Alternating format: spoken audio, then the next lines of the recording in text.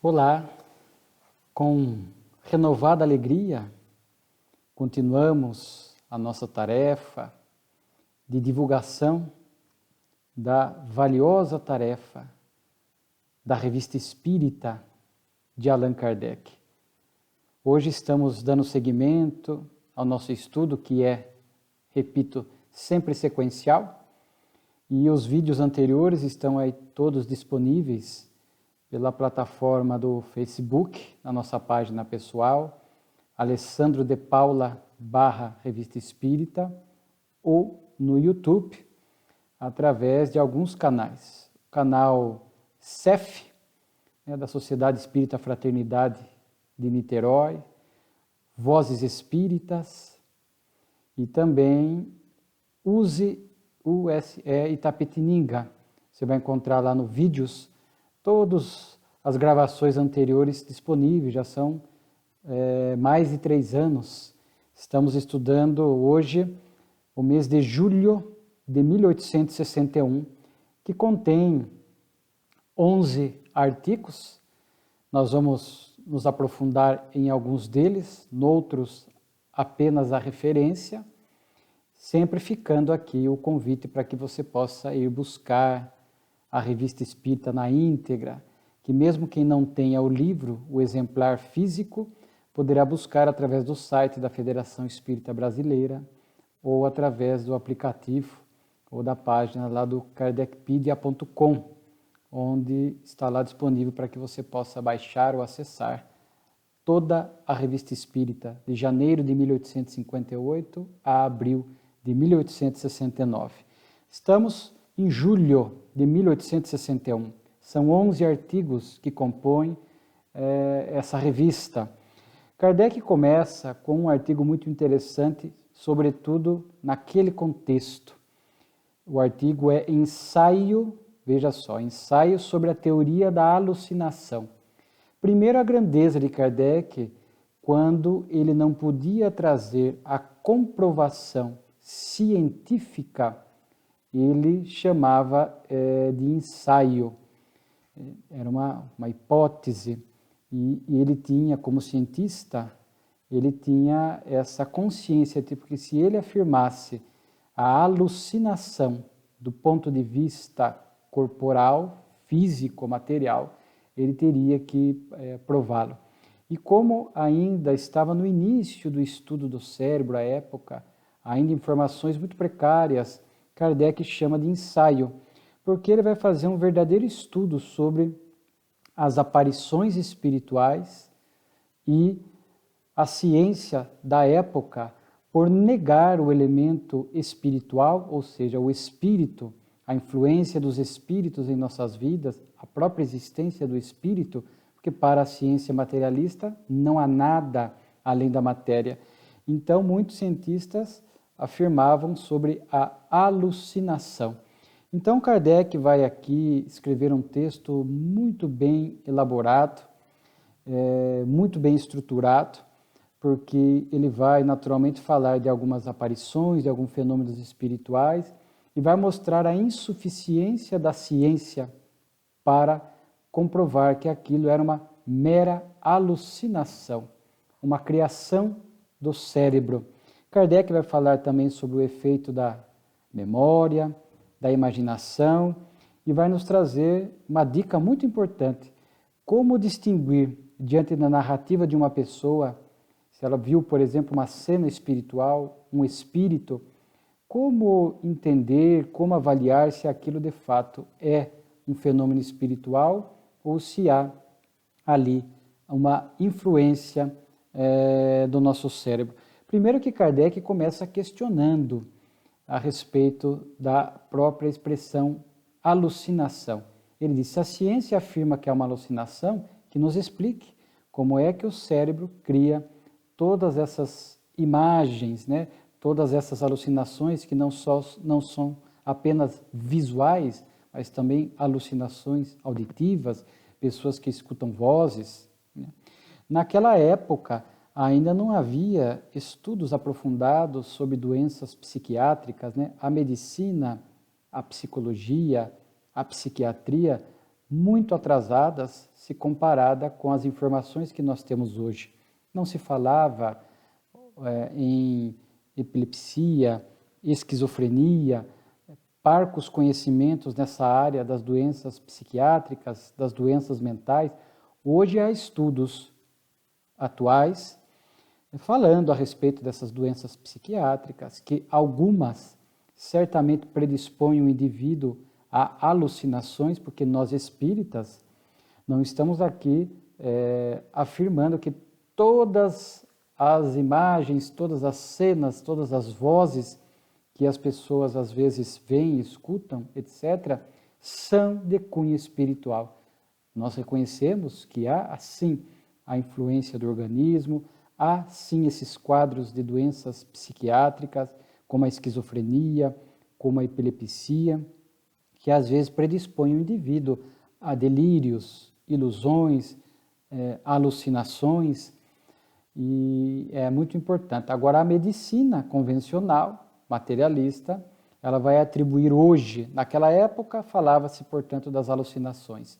Hoje, a medicina tenderá a afirmar que o indivíduo que diz estar vendo um espírito, ter dialogado com o espírito, ter visto uma cena espiritual, a medicina dirá que estamos diante de um esquizofrênico, vai medicar e muitas vezes é de cunho espiritual. Então há que se ter bastante cuidado. Hoje, inclusive, Kardec na época questionava, então, fale a ciência, como é que o cérebro cria tudo isso?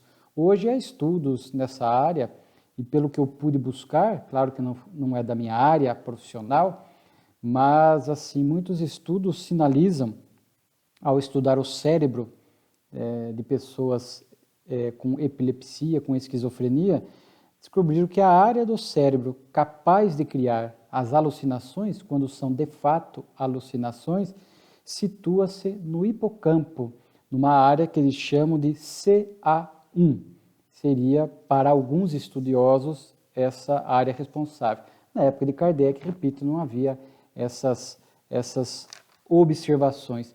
Mas é interessante que Kardec aqui vai fazer um estudo pautado pelo bom senso, porque, repito, ele não descarta a alucinação, não chega ao ponto de afirmar que tudo é espiritual. E ele cita aqui uma comunicação espiritual, falando inclusive sobre a influência da memória, do cérebro, porque lá ficam impactadas, gravadas, registradas imagens. A memória é uma sucessão de imagens, né, de cenas que ficam lá registradas e muitas vezes conforme o estado, diz aqui a comunicação espiritual, que ele cita, o estado de desprendimento do espírito, muitas vezes ele vai ter acesso a essas memórias, a estas cenas que estão ali no cérebro. Diz Kardec, conforme está na comunicação, como chapa fotográfica. Então, muitas vezes o espírito desprendido, ele tem acesso a uma cena que muitas vezes não é um fenômeno espiritual, é uma cena registrada na sua memória, registrada no seu cérebro físico. Então, há muitas nuances.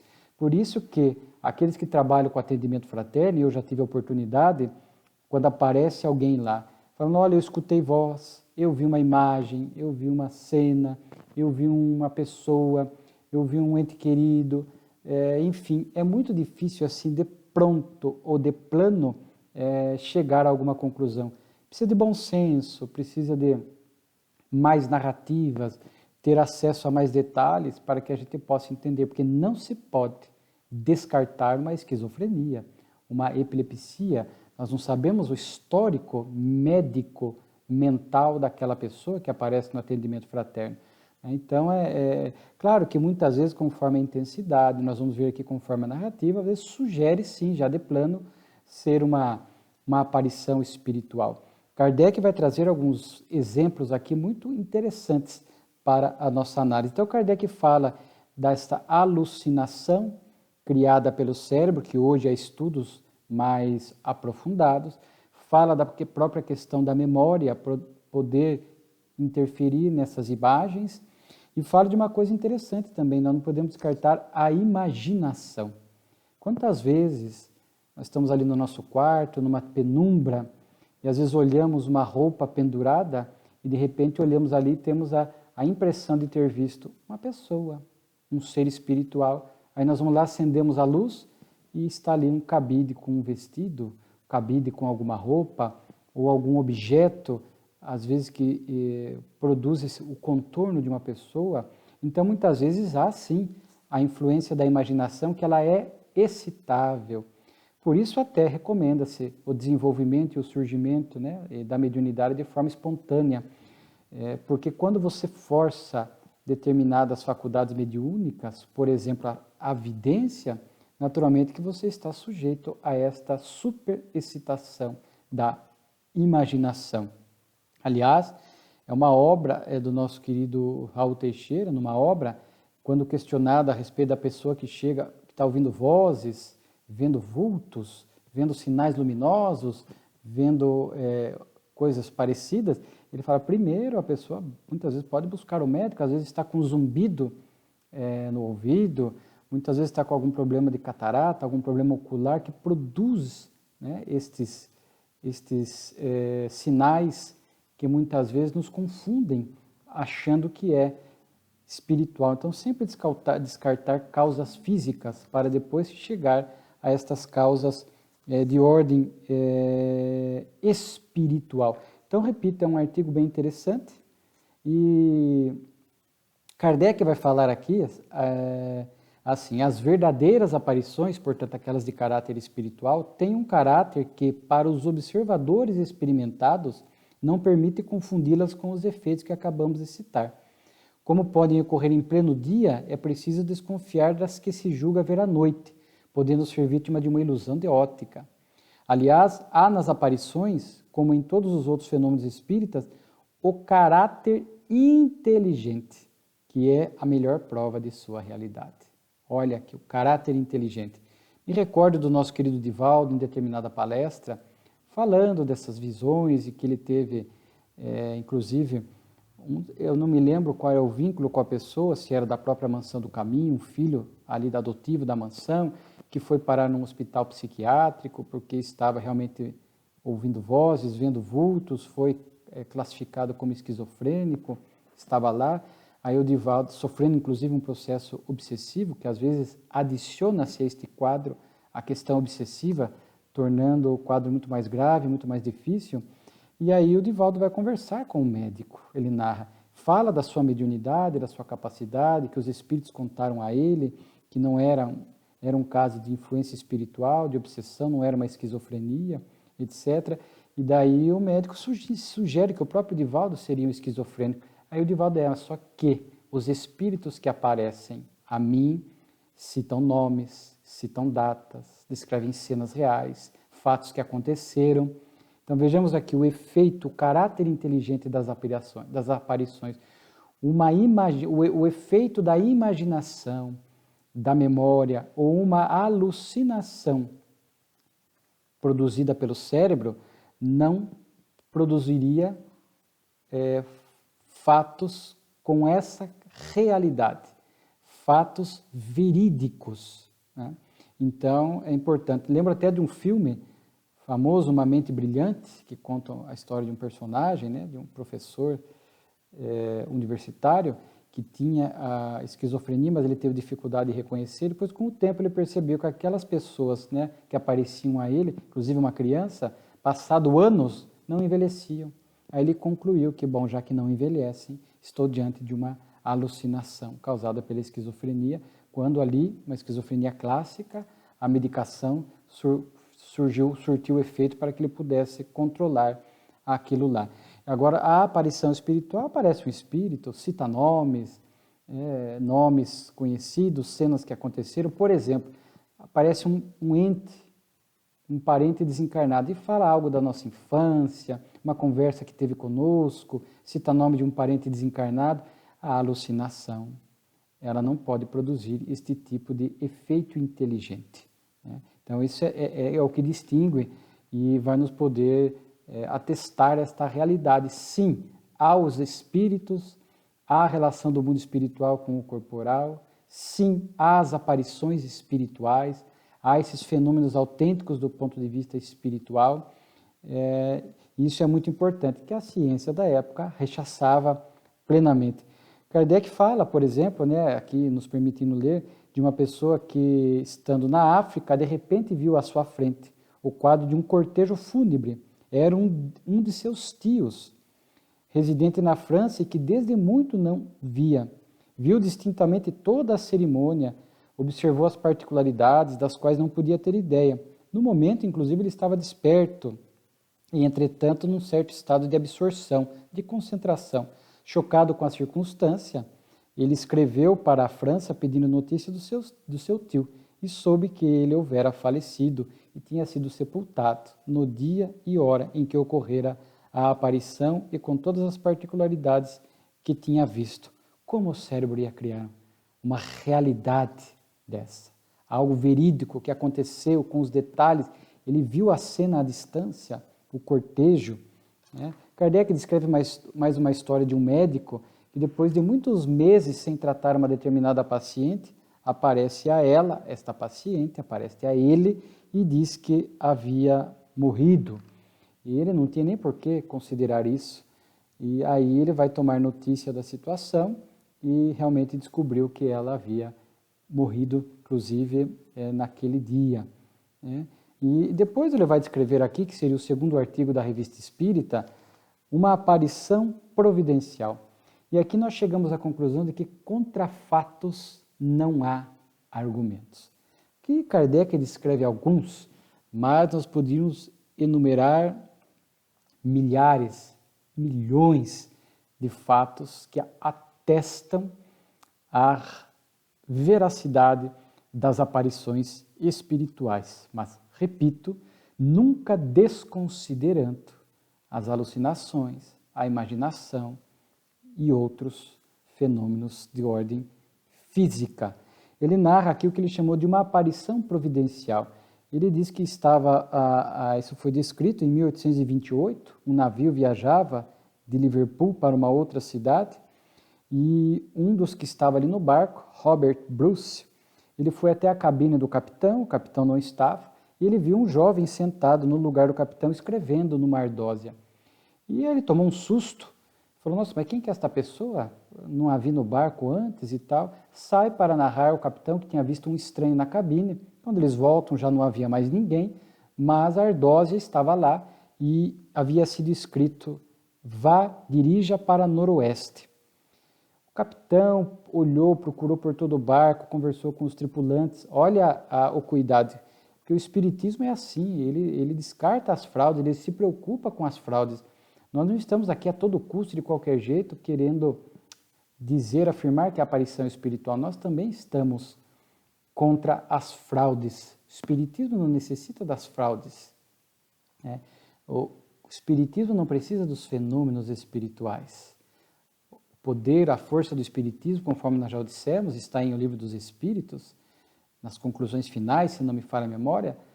A força do espiritismo está na sua filosofia, na sua lógica, no seu raciocínio, nos seus princípios que nos tocam a inteligência, nos tocam o coração. Né? E aí o capitão ainda fez todos os tripulantes ali escreverem para comparar a letra, para ver se alguém tinha escrito, não conferia a letra.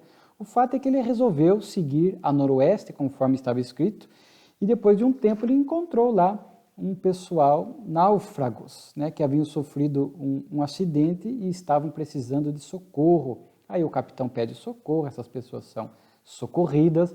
E interessante, aquele tripulante, né, o Bruce, que havia visto aquela pessoa escrevendo na ardósia, que na verdade nós vamos ver que era um espírito, era do tripulante, era de um desses que foi socorrido.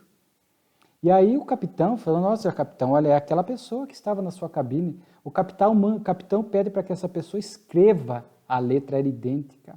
E perguntado para aquelas pessoas como é que isso se deu, narra o que aconteceu, e diz, de fato, aquela pessoa, naquela hora em particular, por volta do meio-dia, ela estava aqui numa espécie de um sono, e depois, quando ela acordou cheia de esperança, dizendo que um socorro viria.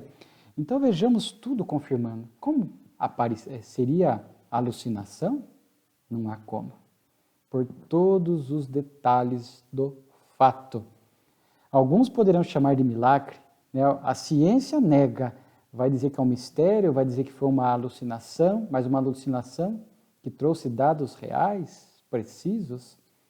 Alguns que não compreendem esta interação entre mundo espiritual e mundo físico, que não entendem a emancipação da alma dos vivos, o perispírito e outras coisas mais, porque aqui, aquele náufrago que estava lá, ele adormece, sai do corpo em espírito, torna-se visível na cabine do capitão, escreve na ardósia, deixa a mensagem e volta para o corpo. Tudo perfeitamente compreensível à luz da doutrina espírita. Para alguns serão milagres.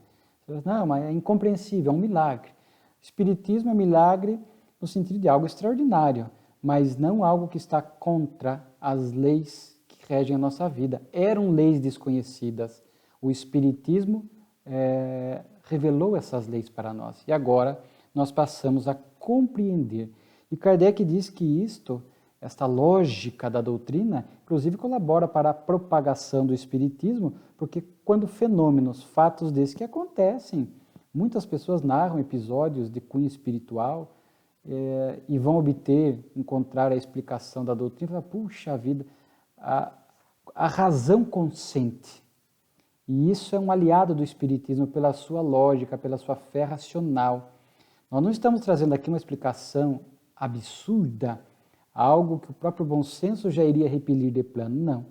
Os pontos doutrinários, eles são realmente muito lúcidos, muito lógicos. Por isso, já o dissemos em outros estudos, muitas pessoas que se simpatizam com as diretrizes da doutrina espírita. Então, é um artigo assim, muito interessante, né, que nos remete a questões bastante atuais, porque ainda pessoas de hoje vão chamar de alucinação.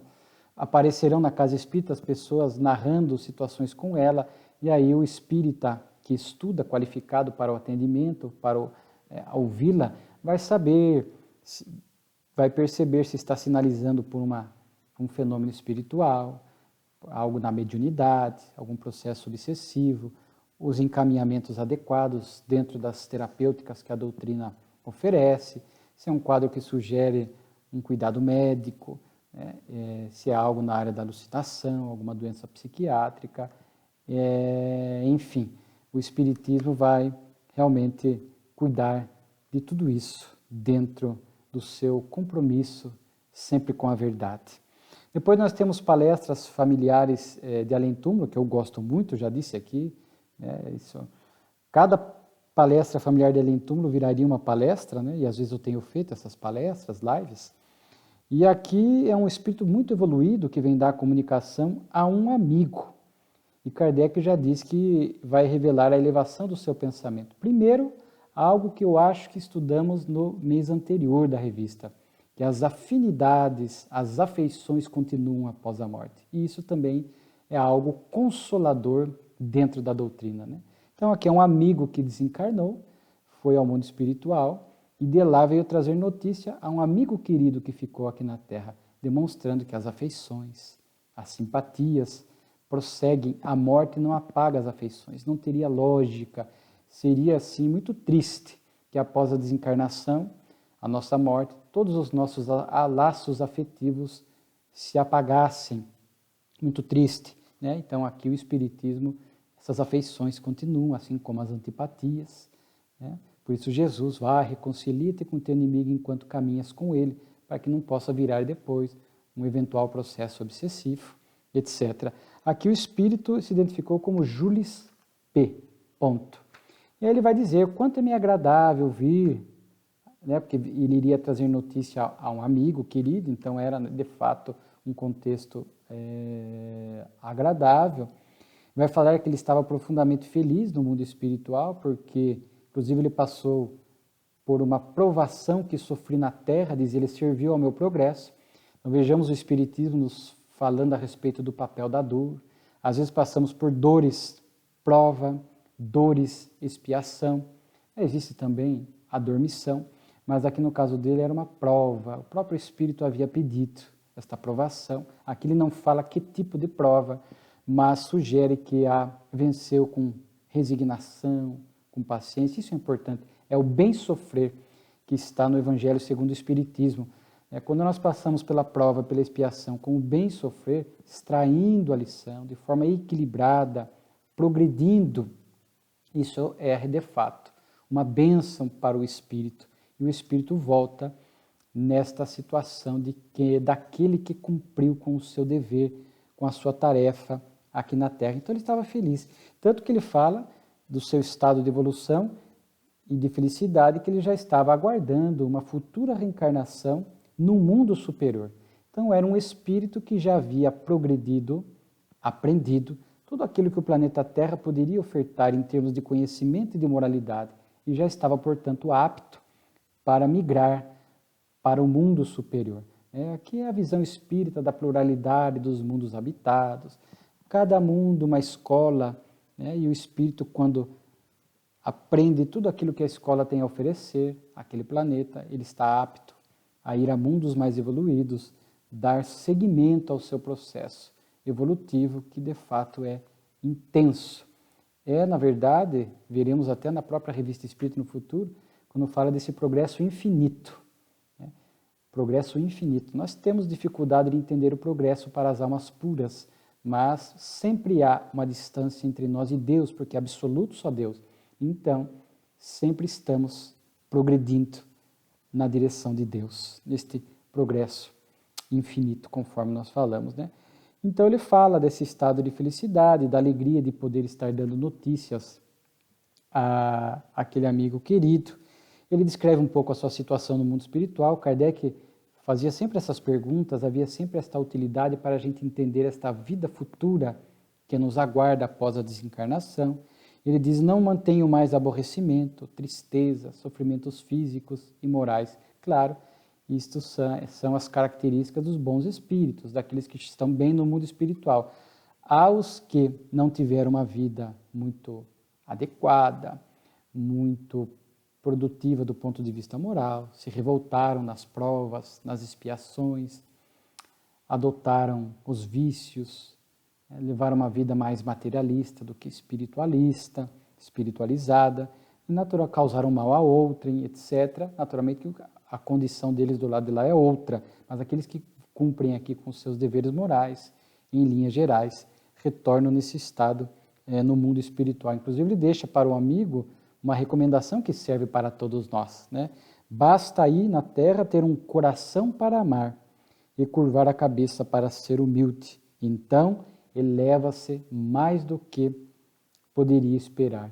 Então, como progredir intensamente nesta vida? Amar.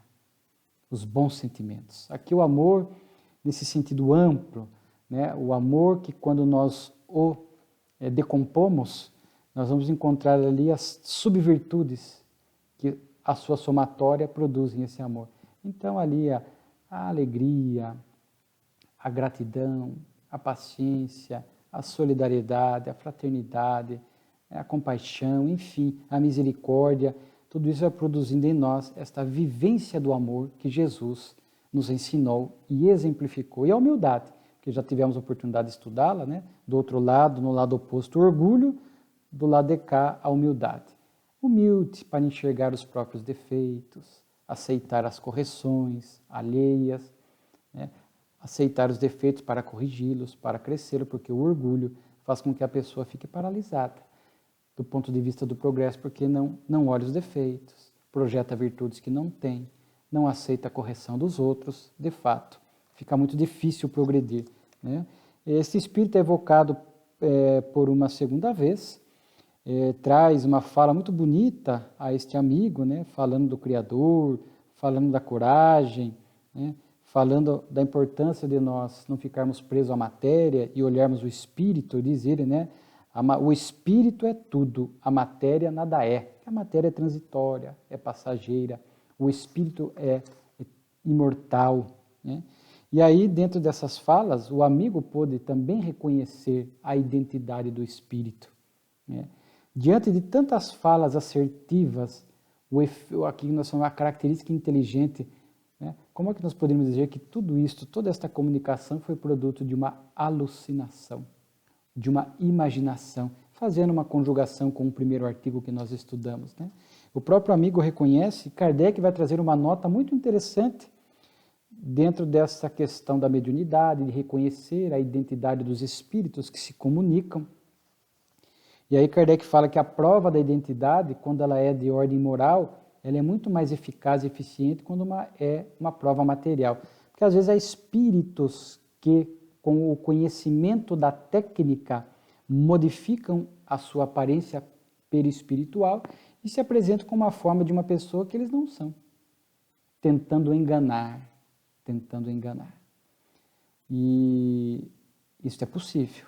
Agora, quando o espírito dá provas de ordem moral, ele identifica-se pelo pensamento, pelas ideias elevadas, que às vezes se afinam já com o seu estilo de vida aqui na Terra, embora o espírito possa aprimorar-se no mundo espiritual. Kardec diz, né, as provas morais são as melhores e as mais seguras, visto que os sinais materiais sempre podem ser imitados por espíritos enganadores. Aqui, o espírito se faz reconhecer por seus pensamentos, pelo seu caráter, elevação, nobreza de estilo.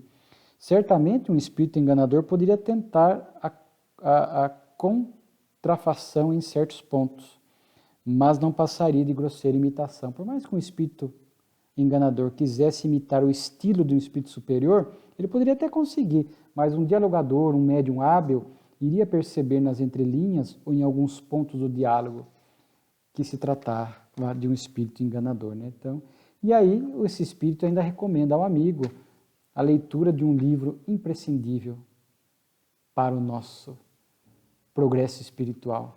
Qual será? O Evangelho, meu amigo. Dar-te-á a compreender muitas coisas que não te poderia exprimir. E aí ele dá uma orientação para nós. Deixa a letra, toma o espírito desse livro sagrado. Não ficar preso à letra do Evangelho. Questões de tradução e adulteração, etc. Mas o espírito da mensagem.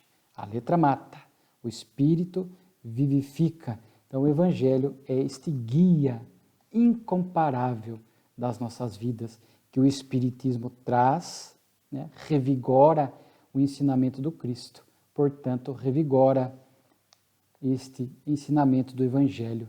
Por isso, é uma religião cristã, está alicerçada no Evangelho do Cristo. Depois Kardec vai nos falar aqui de correspondência, ele recebe 2 cartas, uma do presidente da Sociedade Espírita do México. Então vejamos, em 1861 já havia uma sociedade espírita no México, né? Então são até importantes, são registros históricos na Revista Espírita. Recebe uma carta desse senhor, que se identifica, que agradece a Kardec, enaltece o Livro dos Espíritos, fala quanta coisa o Espiritismo tem ajudado e outras pessoas que estão também lá estudando a doutrina. Fala que o mais difícil, em princípio, foi a reencarnação para eles, mas depois eles conseguiram produzir comunicações espirituais, e os espíritos trouxeram lições adicionais, e hoje eles entendem. O Ocidente tem muita dificuldade com a reencarnação. O Espiritismo tinha também essa missão de trazer para o Ocidente esta visão da reencarnação. No Oriente, nós vamos encontrar religiões mais antigas que já tratavam da reencarnação. O hinduísmo, o budismo, né, por exemplo. Então, o Oriente, o lado oriental, tem mais facilidade de lidar com essas coisas espirituais, com reencarnação, com imortalidade, com influência espiritual.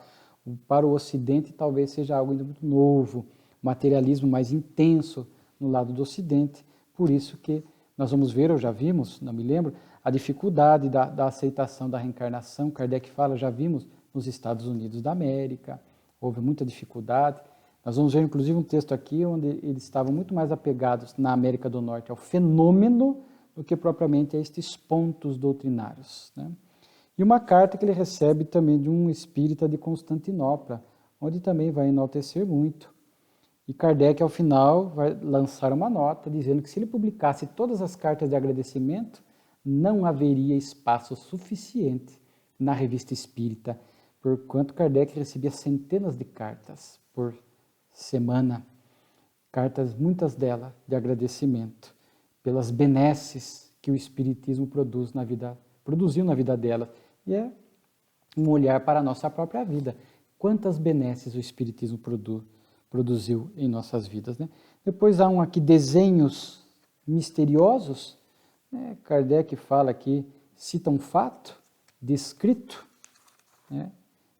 Num jornal espiritualista de Nova York, havia nos Estados Unidos, já vimos isso, muitos jornais espiritualistas, e aqui de uma senhora que tinha a capacidade de desenhar, inspirada pelos espíritos, impulsionada por eles, de forma muito rápida. Então ela desenhava, fazia desenhos complexos em segundos. Havia toda uma metodologia própria, inclusive ela toma aqui cautela com as folhas, com as pessoas presentes, de identificar essas folhas de tal forma que elas não pudessem ser substituídas por outras que já contivessem o desenho, para se descartar a fraude. Isso, repito, sempre muito importante. Fazia desenhos em 4 segundos, né? Desenhos aqui, um em 2 segundos, são vários desenhos, né? Nós não vamos aqui entrar em detalhe, mas são provas da autenticidade do fenômeno espiritual, né? Porque para produzir desenhos aqui, né, e de forma tão rápida, Kardec diz, não temos motivos para duvidar da autenticidade do fato, né? Aí ele fala dos médiuns americanos à época, né, que tinham este vínculo maior com os fenômenos, né? Inclusive ele vai citar aqui no artigo seguinte, e que na Europa ficou mais a parte da filosofia do espiritismo, naquela época, repito, né? A parte na Europa mais o cuidado com a filosofia da doutrina, pela própria característica, né, do velho mundo daquela época, França, né, a questão cultural, a própria questão das investigações, das buscas, do pensamento, da filosofia. Então, ali, os grupos espíritas tinham mais tendência ao estudo da doutrina. E na América do Norte, o apego mais aos fenômenos, né? E tanto é que Kardec escreve um artigo na sequência Exploração do Espiritismo, onde ele, inclusive, ele transcreve alguns médiuns da época da América do Norte, mas não só da América do Norte, também cita da Inglaterra, por exemplo, que cobravam a mediunidade, ofereciam serviços mediúnicos, produção de fenômenos mediante cobrança, né? E aí Kardec fala que os efeitos materiais excitam mais a curiosidade, explora a curiosidade. Para estes, a questão moral fica secundária, né? Kardec chamou às vezes, de espíritas experimentadores, mais apegados ao fenômeno do que à filosofia e à moral da doutrina espírita, né? E cuidado, né? Kardec fala da moralidade do médium, porque havia muita fraude naquela época. Kardec vai falar isso na Revista Espírita. Pessoas que, quando a pessoa está atrás do ganho, naturalmente que a fraude ali pode surgir, porque a pessoa quer ter o ganho a qualquer custo. E muitas vezes utiliza-se do expediente da fraude, né? E nós vamos reconhecer o médium pelo fruto, né? Então, os bons médiuns não cobram, né? Vamos ver aqui Chico Xavier, vamos ver aqui Divaldo Franco, Raul Teixeira e outros que jamais cobraram um centavo pelos benefícios que as suas mediunidades produziam e produzem. Daí o Espiritismo propor o dai de graça, né? O que de graça recebeste, né? Hoje, na atualidade, eu não tenho muitas informações, mas a gente percebe, falando da América do Norte, o quanto os grupos espíritas se multiplicaram, há uma diretriz, né? Há, inclusive, alguns amigos conhecidos que dirigem o movimento espírita na Flórida, tenho notícias do movimento espírita na Inglaterra, em alguns países. O Divaldo levou muito o esclarecimento espírita para esses países, ajudando na formação de grupos espíritas, agora mais preocupados com a filosofia e a moral do que propriamente com o fenômeno. Mas sempre haverá aqui e acolá, mesmo no Brasil, o país mais espírita do mundo, pessoas que vão se identificar, infelizmente, mais com os fenômenos do que com a proposta moral da doutrina. Depois tem um artigo, Variedades, Visões do Senhor Ó. A pessoa que tinha visões de imagens assim, diante da luz que entrava no seu quarto, Kardec sugere que isso possa ser mais fruto da imaginação pelas características, porque ele via vultos, imagens, contornos, quando uma luz que entrava no quarto e tal. O Kardec sugere.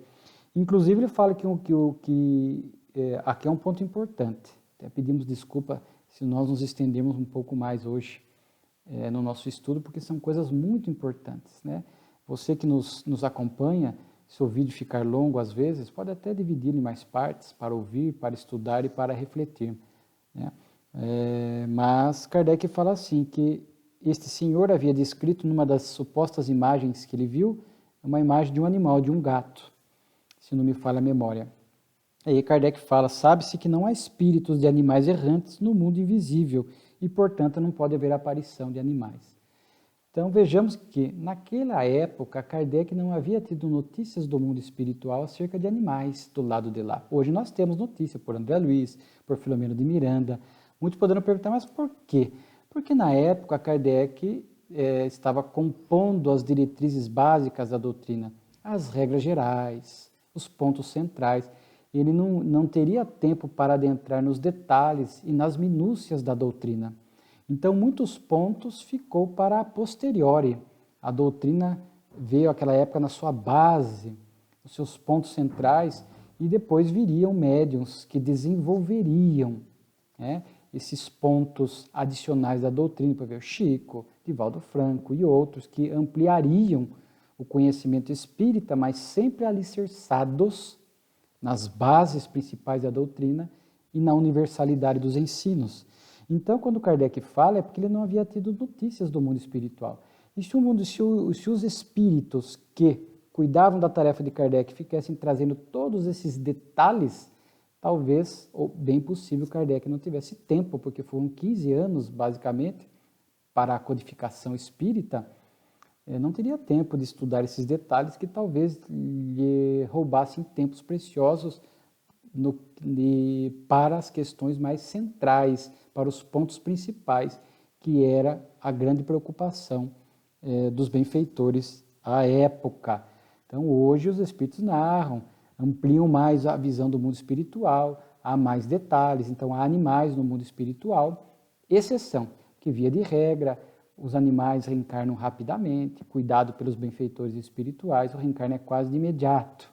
Mas alguns são aproveitados, alguns animais superiores são aproveitados em determinadas tarefas no mundo espiritual, como cães, cavalos e etc., conforme narra a literatura espírita.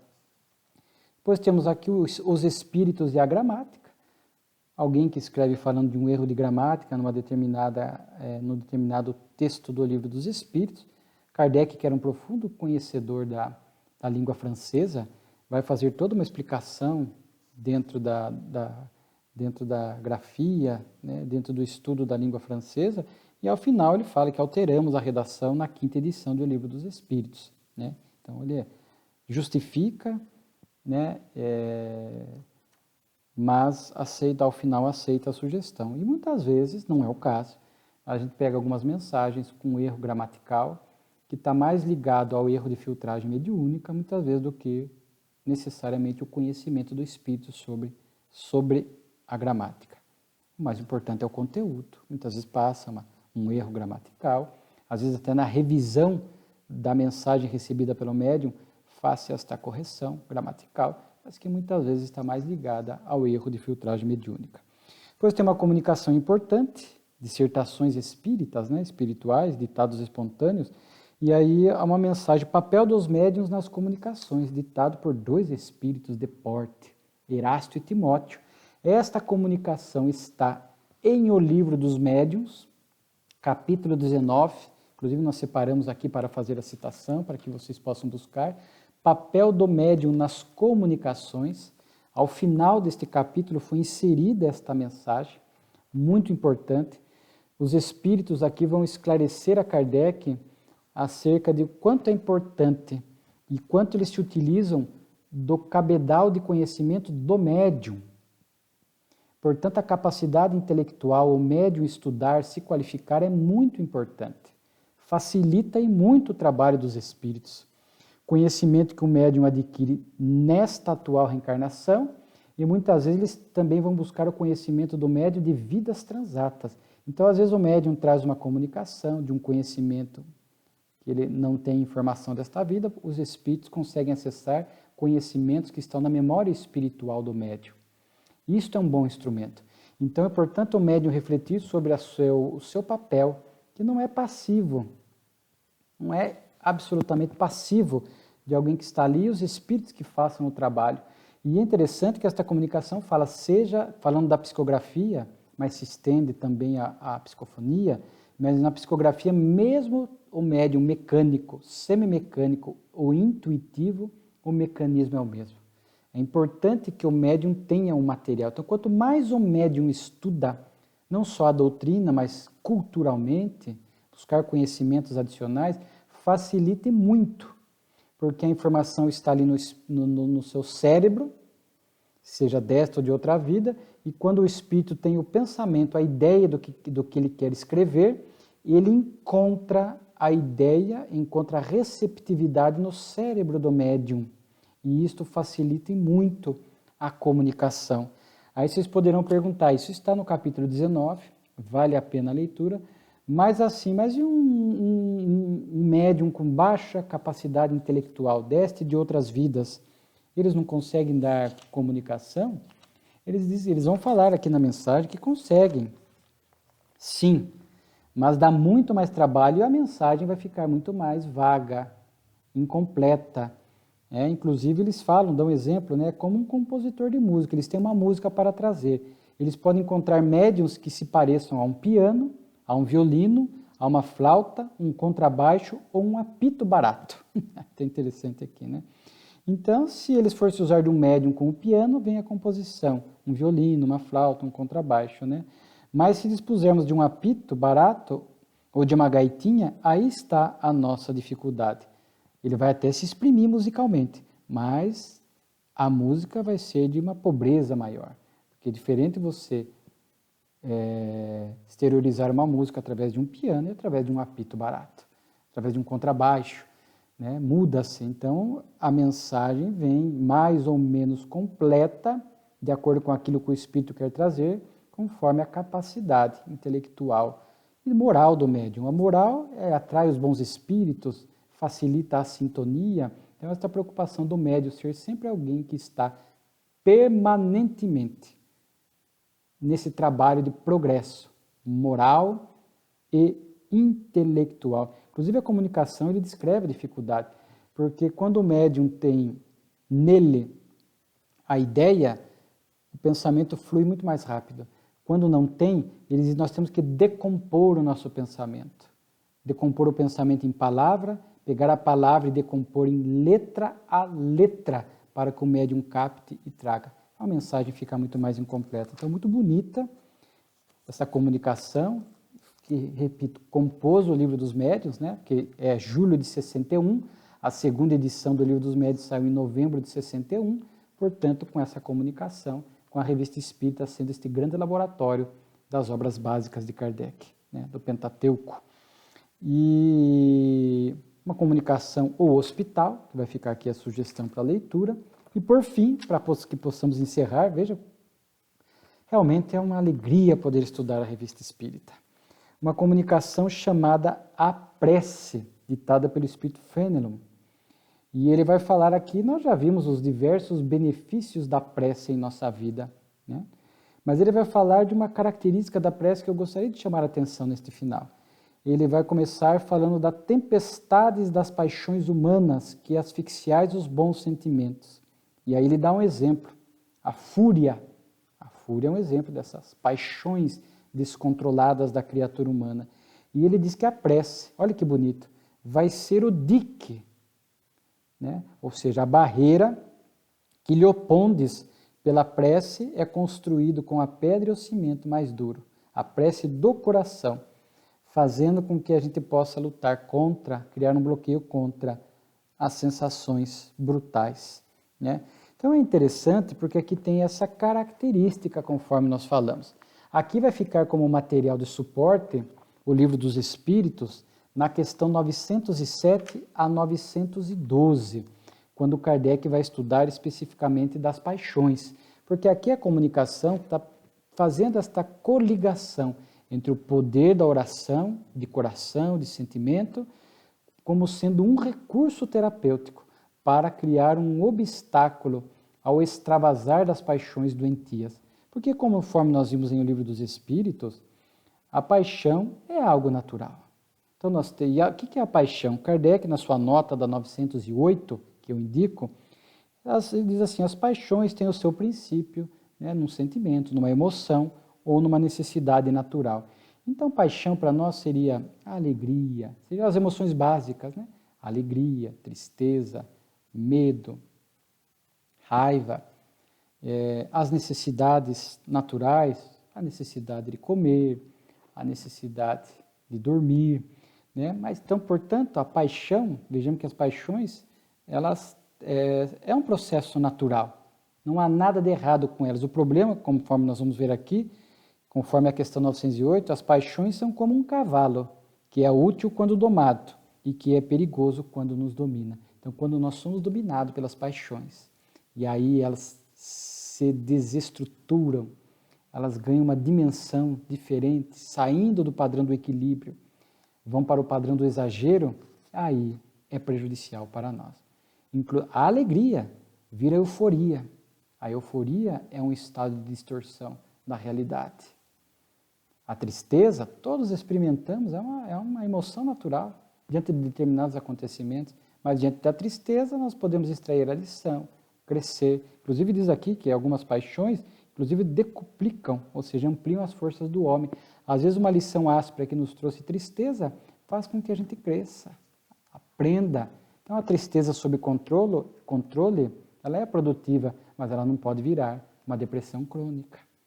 A raiva, a energia da agressividade, é natural diante de um contratempo, de uma situação inesperada, que faz com que a gente possa se mover adiante, tomar uma resolução. Mas, quando ela está descontrolada, ela vira irritação, fúria, conforme está na mensagem, ela vira cólera, ódio. Então, vejamos só. As necessidades naturais, a gente tem que comer para prover o corpo de energia, mas quando comemos demais ou de menos, é um problema. Dormir é natural, o descanso, repor as forças. Dormir demais ou de menos pode ser um problema, né? Então vejamos que interessante, né, este estudo das paixões. Inclusive na questão 910, né, os espíritos vão falar e se conecta com a mensagem para o nosso encerramento, né? O homem pode encontrar nos espíritos uma assistência eficaz para superar as paixões? Resposta: se orar a Deus e ao seu bom protetor com sinceridade, os espíritos bons virão certamente em seu auxílio, porque essa é a missão deles. Olha que beleza. Então, quando a gente está percebendo que estamos com as paixões descontroladas, o humor, raiva, que vem nesse sentido de uma irritação constante, uma fúria, às vezes desconta nas pessoas, grita, desconta em objetos, joga, bate porta, começa a virar ódio contra alguém, as necessidades básicas da existência se pervertem, até a questão do sexo, né? Começa a virar algo descontrolado, exagerado, porque é um instinto natural. Nós estamos diante de determinadas dificuldades que devem ser cuidadas, porque senão trazem profundos danos espirituais e morais a nós. Portanto, buscar a oração para nos fortalecer, para nos equilibrar, para criar um canal de sintonia, para que os bons espíritos venham nos inspirar, nos acalmar, nos fortalecer, né? Então, diante de um momento desse, de descontrole das paixões, busquemos a oração para nos acerenar, para colocar o pensamento em ordem, para equilibrar. Vale, de fato, respirar calmamente, orar, pedir ajuda. E a gente vai perceber que não vale a pena esses acessos de cólera, de irritação, de descontrole orgânico, da alimentação, do sono, do sexo. Alguns exemplos apenas que nós estamos dando, né? E aí a gente cria um canal, os espíritos vêm, nos envolvem, nos dão um passe direto, nos trazem alguns alertas. A gente dá aquela acalmada e fala, não vale a pena. Isto é autocontrole, né? Porque a emoção faz parte da vida. O que nós temos é que modular, equilibrar essas emoções, percebê-las quando elas estão descontroladas para achar o equilíbrio. E o autocontrole é isso, é perceber que as emoções estão descontroladas, mas a gente tem força que aqui a lição do Livro dos Espíritos fala da força de vontade. Aí a força de vontade capaz de nós mantermos um comportamento equilibrado. Ainda que a emoção intimamente esteja ainda descompensada, mas a gente tem autocontrole das atitudes, sabe que não vale a pena. E a oração tem um papel importante para este autocontrole do comportamento, para que com o passar do tempo a gente possa ir trabalhando essas emoções para equilibrá-las em nosso mundo íntimo. Portanto, a oração é este recurso valioso em todos os sentidos, também na luta contra as paixões desgovernadas. Muito obrigado. Fica aqui essas belíssimas lições da Revista Espírita para as nossas reflexões. Que possamos permanecer na paz do Cristo.